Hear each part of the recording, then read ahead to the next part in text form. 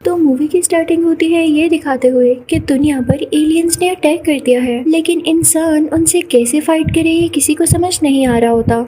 तो साइंटिस्ट एक special suit तैयार करते हैं जिसको यूज करके उन एलियन से लड़ा जाएगा, और ये सूट वो आर्मी को देते हैं। अब यहाँ एलियंस और इंसानों में काफी लड़ाई होती है। इंसान अपने प्लेनेट को प्रोटेक्ट करना चाहते थे उन एलियन से फाइट करके। अब इन एलियंस के अगेंस्ट एक ऑपरेशन चलाया जाता है जिसको आर्मी लीड कर रही होती है, और तभी वो एक मेजर को बुलाते हैं जिनका नाम केज होता है। वो ना तो ज्यादातर ऑपरेशंस में पार्ट लेते थे और ना ही जंग में लड़ते थे। यूँ लगता था जैसे फाइट में उनका इंटरेस्ट नहीं है। अब मेजर केज को उनके लीडर से पता चलता है कि इस होने वाले ऑपरेशन में वो भी हिस्सा लेंगे और उन एलियंस के अगेंस्ट लड़ेंगे। तो केज अपने सीनियर ऑफिसर यानी लीडर से कहता है कि मैं कैसे लड़ सकता हूँ, मैंने आज तक लड़ाई नहीं की है। तो वो सीनियर ऑफिसर कहते हैं कि हमें तुम्हारी जरूरत है और अब तुम यहाँ से नहीं जाओगे। केज कहता है मैं यहाँ रहूंगा भी नहीं, मैं जाऊंगा। और ये कहते ही वो वहाँ से चलने लगता है, लेकिन उसे रोक लिया जाता है। आर्मी ने उनको बेहोश कर दिया था ताकि वो भाग न सके। अब जब मेजर केज की आंख खुलती है तो वो देखता है कि वो किसी ऐसी जगह पर है जहाँ पर आर्मी ही आर्मी है, और वो लोग तैयारी कर रहे होते हैं उस ऑपरेशन के लिए जो वो एलियंस के अगेंस्ट लड़ने वाले थे। वो बहुत सरप्राइज होता है कि मेरी तो ये लड़ने की मर्जी भी नहीं, फिर भी जबरदस्ती मुझसे लड़वाया जा रहा है। तभी वहाँ पर एक सार्जेंट आता है जो कि मेजर से रूडली बात करता है और कहता है कि जल्दी करो, ऑपरेशन पर भी जाना है। मेजर केज के हाथ में हैंडकफ्स भी लगी होती हैं। तो केज कहता है कि तुम लोग जानते नहीं कि मैं मेजर हूँ, तुम लोग कैसे बात कर रहे हो मुझसे। तो सार्जेंट और उसके साथी कहते हैं जी हम जानते हैं, लेकिन आपको हमारे साथ ऑपरेशन में आना होगा।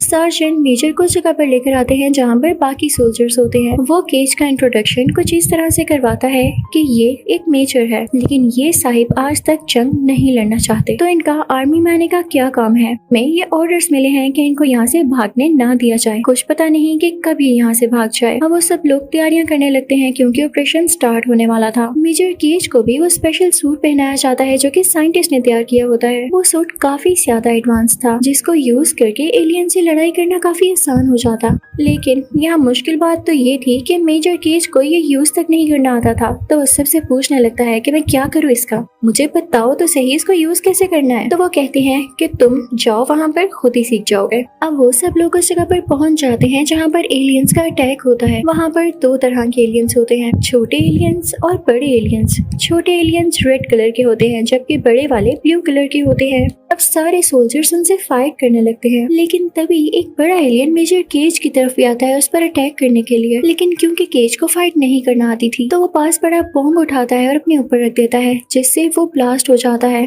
और उसमें केज भी मारा जाता है और वो एलियन भी। लेकिन यहाँ पर एक अजीब चीज होती है, उस बड़े एलियन का थोड़ा सा ब्लड केज के ऊपर गिरता है। ऐसा होते ही केज एक दिन पहले आ जाता है, यानी पास्ट में, जो कि एक दिन पहले हुआ जब उसे होश आया था। यहाँ भी जब उसे होश आता है तो उसे लगता है कि हो सकता है ये मेरा ख्वाब है और ऐसा कभी हुआ ही न हो। लेकिन आहिस्ता आहिस्ता चीजें वैसे ही होने लगती हैं जैसे वो एक्सपीरियंस कर चुका है। तो उसे पता चल जाता है कि शायद लाइफ ने मुझे सेकंड चांस दिया है। अब ये सारे लोग मिलकर फिर से उसी जगह पर जाते हैं जहाँ पर ये ऑपरेशन होना था, और आज मेजर केज फिर से उसी एलियन के हाथों मारा जाता है। यानी सारी चीज रिपीट हुई और केज को दोबारा से उसी जगह होश आता है जहाँ से वो उठा था। यानी सारा कुछ दोबारा से रिपीट होने वाला था। केज को समझ नहीं आता कि ऐसा क्यों हो रहा है। अब ये बात केज जाकर बाकी सारे सोल्जर्स को बताता है, लेकिन उसकी बात का मजाक उड़ाते हुए कहते हैं कि तुम यहाँ से भागना चाह रहे हो ना, इसलिए हमें भी अपनी बातों में ला रहे हो। सब कुछ छोड़ो और हमारे साथ लड़ने आओ। फिर हम देखते हैं कि उस जगह पहुँचते ही केज को एक लड़की नजर आती है जिसका नाम सारा होता है, और ये भी इस मूवी की मेन कैरेक्टर है। अब ये लड़की रोज केज की आंखों के सामने मारी जाती थी, तो केज को पता था कि इसकी डेथ कैसे होनी है और बाकी सब लोगों के बारे में भी कि कैसे मरेंगे। तो केज आज डिसाइड करता है कि वो इन सबको बचाएगा क्योंकि वो जानता था कि इनकी डेथ कैसे होनी है, और वो उससे पहले ही उस चीज को रोक देता।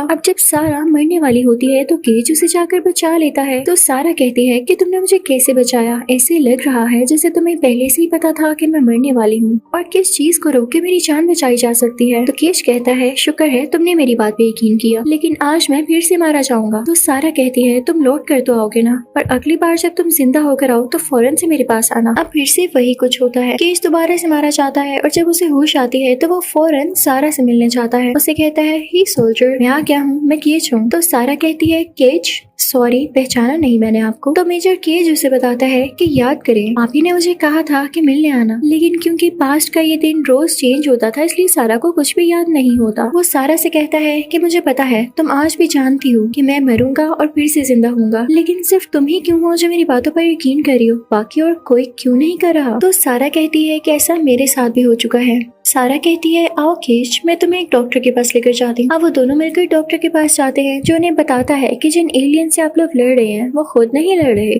उनको कोई और कंट्रोल कर रहा है। वो कहता है कि इनके पीछे एक मास्टरमाइंड है जो कि इन सब को कंट्रोल कर रहा है। जो ब्लू एलियंस हैं उन्हें अल्फा कहते हैं और ये बहुत ही ज्यादा स्ट्रॉन्ग होते हैं और उससे भी ज्यादा यूनिक, यानी हजारों छोटे एलियंस बनने के बाद एक अल्फा बनता है। और उस दिन मेजर केज एक ऐसा बंदा था जिसने उस अल्फा को मार दिया और अभी तक कोई सोल्जर उसे मार नहीं पाया था। तो इन एलियंस को कंट्रोल करने वाला मास्टरमाइंड टाइम को बार बार रिपीट कर रहा है ताकि उसका अल्फा जिंदा रहे। लेकिन अब सवाल उठता है कि केज भी बार बार जिंदा क्यों हो रहा है, क्योंकि अल्फा का ब्लड केज के ब्लड के साथ मिक्स हो गया है, इसीलिए केज के साथ भी यही हो रहा है कि वो बार बार जिंदा हो जाता है। डॉक्टर कहता है कि इससे लड़ने का एक ही हल है कि हम उस मास्टरमाइंड को मार डालें, वरना टाइम बार बार रिपीट होता जाएगा, ये एलियंस दोबारा से जिंदा होते जाएंगे, हम जितनी भी एफर्ट कर लें वो सब बेकार जाएंगी। यहाँ हमें पता चलता है कि सारा का असली नाम रीटा होता है। सोल्जर रीटा वो केज से कहती है कि जब तक हम इस मास्टरमाइंड को मार न लें तुम किसी को भी ये मत जाहिर करवाना, यानी किसी को ये शो ना करना कि तुम्हें इस बात का पता है कि ये सब वही मास्टरमाइंड कर रहा है। तुम चुपचाप मरते रहना और दोबारा से जिंदा होते रहना और जल्दी हम भी पता लगा लेंगे कि उस मास्टरमाइंड को कैसे मारना है और तब सब कुछ नॉर्मल हो जाएगा। रीटा केज से ये भी कहती है कि तुम्हें एक ख्वाब आएगा जिसमें तुम्हें पता चल जाएगा कि वो मास्टरमाइंड रहता कहाँ है और हम सब मिलकर वहाँ पर जाएंगे। तो केज कहता है भाई मैं कैसे लेकर जा सकता हूँ, मुझे तो कुछ भी नहीं पता। मैं आर्मी में जरूर रहा हूँ लेकिन मुझे कोई पता नहीं कि जंग कैसे लड़ी जाती है, रास्तों को कैसे ढूंढा जाता है और इवन किसी से फाइट कैसे किया जाता है। तो रीटा कहती है कि हम मिलके इसका हल निकाल लेंगे। रही ट्रेनिंग की बात, तो ट्रेनिंग मैं आज से ही तुम्हारी शुरू करती हूँ। अब रीटा केज को ट्रेनिंग देने लगती है,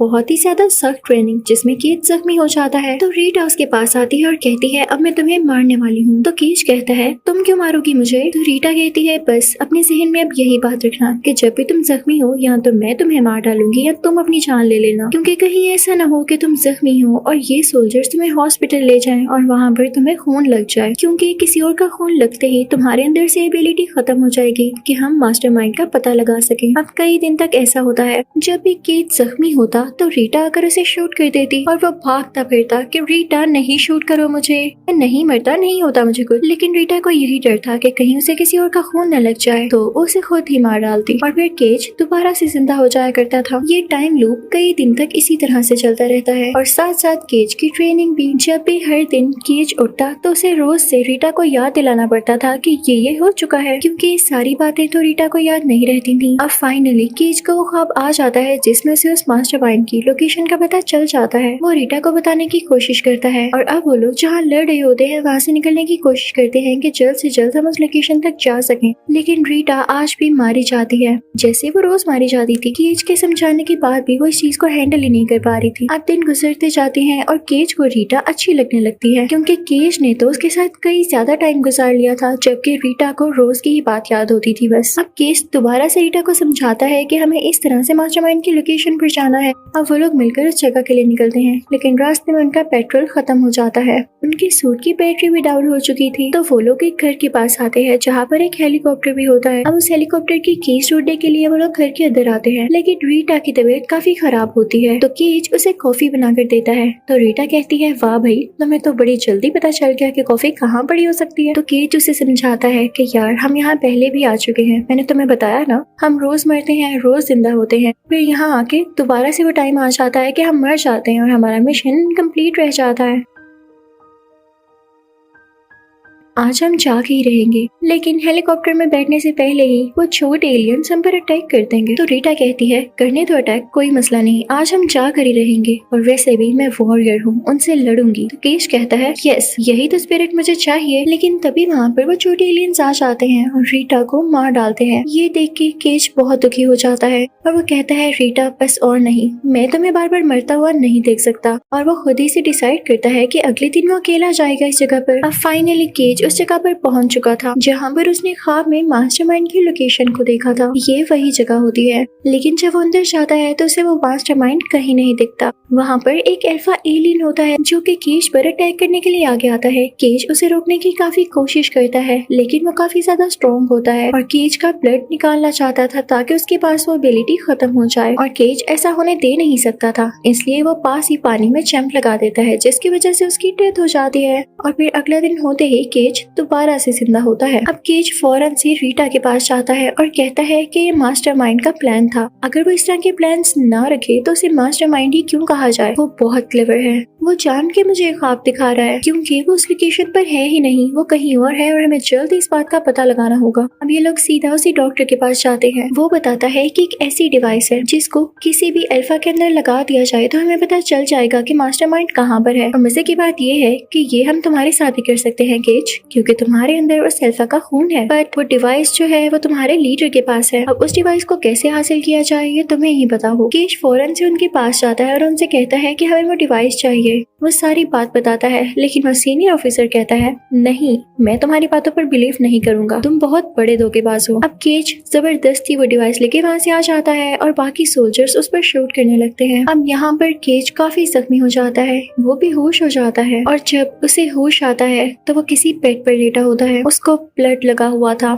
यार ये क्या हो गया। उस बेचारे का इतने ज्यादा दिन का प्लान अब यहाँ पे खराब हो चुका था। वो काफी रिग्रेट फील करता है, लेकिन तभी हमें एक फ्लैशबैक आता है कि केज के जख्मी होने से पहले ही रीटा ने वो डिवाइस उसके साथ लगा दी थी, और अब ये लोग जानते थे कि वो मास्टरमाइंड है कहाँ पर। वाह भाई, रीटा तो काफी ज्यादा इंटेलिजेंट निकली। अभी भी केज जख्मी हालत पर वहीं पड़ा होता है। अभी उसके पास रीटा आती है उसे मारने के लिए, लेकिन केज कहता है रीटा पागल हो गई हो, देखो मुझे ब्लड लगा हुआ है, मुझ में अब दोबारा से जिंदा होने की एबिलिटी नहीं है, अगर तुम मुझे अभी मार देती तो मैं वाकई मर जाता। तो रीटा कहती है ओह सॉरी, मैंने देखा नहीं। अब वो दोनों एक साथ जाने लगते हैं। वो अपने साथ बाकी सोल्जर्स को भी लेते हैं, लेकिन इस बार रीटा और केज काफी डरे हुए होते हैं, क्योंकि अगर केज यहाँ पे मारा जाता तो वो दोबारा से जिंदा नहीं हो सकता था, और ये लास्ट चांस था उस मास्टरमाइंड को मारने के लिए। उनके बाकी साथी सोल्जर्स तो मारे जाते हैं, और जैसे तैसे करके रीटा और केज अंदर जाते हैं जहाँ पर अल्फा एलियन होता है, और उसी के साथ वो मास्टरमाइंड भी होता है। अब वो लोग डिसाइड करते हैं कि रीटा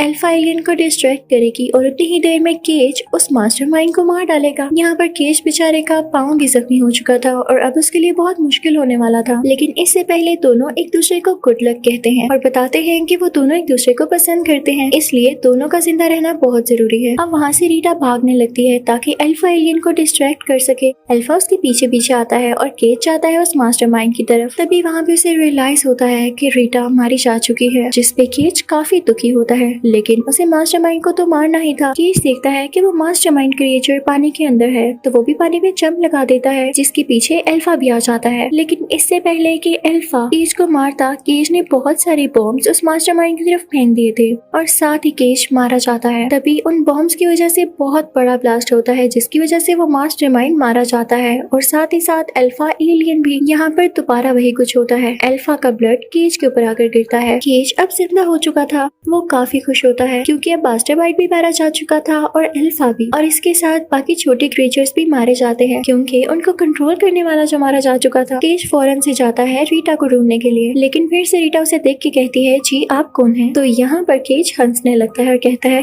कोई नहीं, यानी वो उसको बता देगा सब कुछ, और यहाँ पर दोबारा से सब कुछ नॉर्मल और ठीक हो जाएगा। इसी के साथ ये मूवी यहीं पर खत्म होती है। Thank you for watching.